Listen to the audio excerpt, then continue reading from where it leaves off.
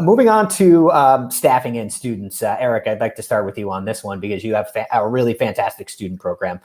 So I'd love to know how you have handled the challenge of recruiting and training new students. Have you been able to do that, or are you relying a lot on maybe some of the roster that you had already? How is that going for you, and how are you handling training, and also is student safety different than, if you're working with any freelancers or anything like that? So it's we were told, hey, we need you guys to be able to still produce all these games at a high level because there's a lot riding on it, but we also need you to limit your interactivity with students and make an effort to cut back on costs, which for us, we are heavily student-driven department, so it's not incredibly realistic.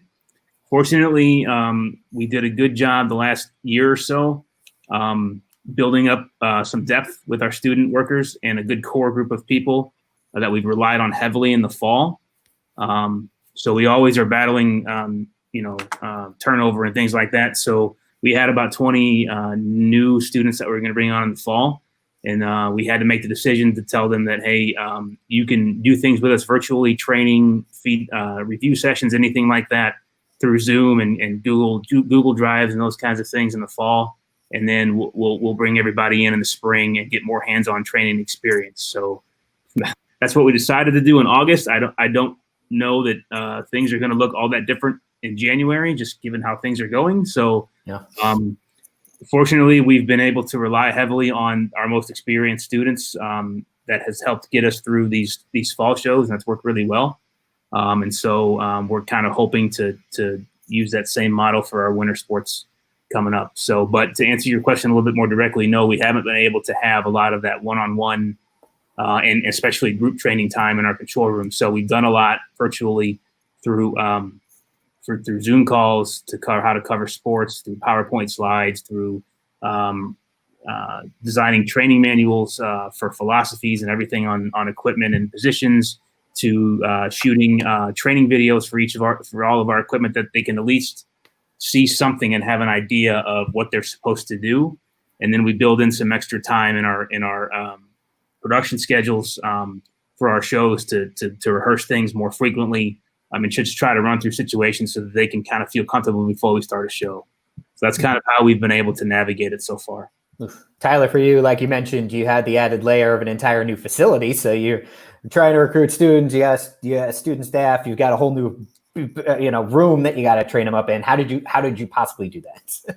Yeah, it was kind of a mess because honestly, in a normal year, we were looking to increase our hourly budget for everything from freelance students by probably 33 to 40%. And now all of our full-time staff took 10% pay cuts for the year. And then we're also had our budget slashed by 20%. So our issue has been, we don't have a huge student workforce. We're working with our journalism school to try and make that better. We had done some things, or we're going to do some things in the spring around softball and basically use that whole entire sport as a training ground for everything that we were going to do this fall.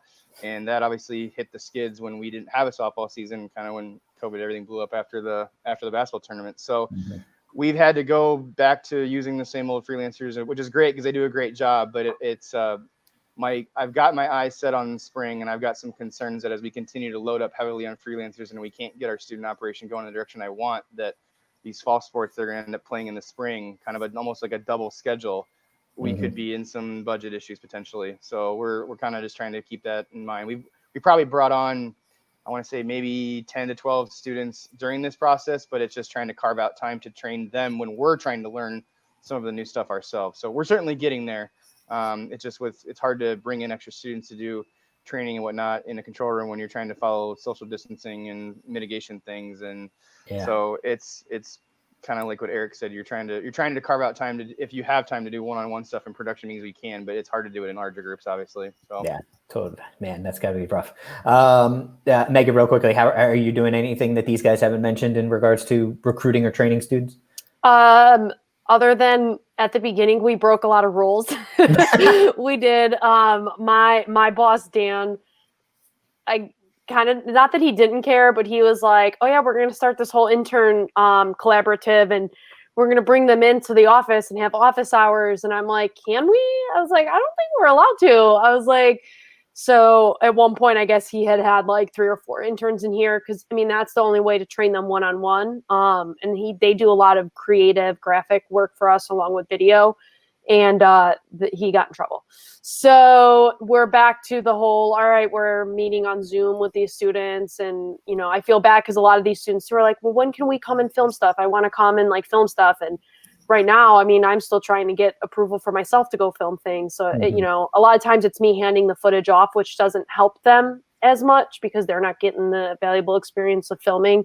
I keep telling them hopefully in the spring, maybe for more of the outdoor sports, you know, I'm sure you guys are all in the same boat. We haven't really heard what our protocol is going to be for basketball, how many people we can have filming, covering it, you know, working, all that stuff. So, yeah. So other than us breaking a few of the rules at the beginning and bringing interns in person, a lot of it is just kind of figuring it all out still.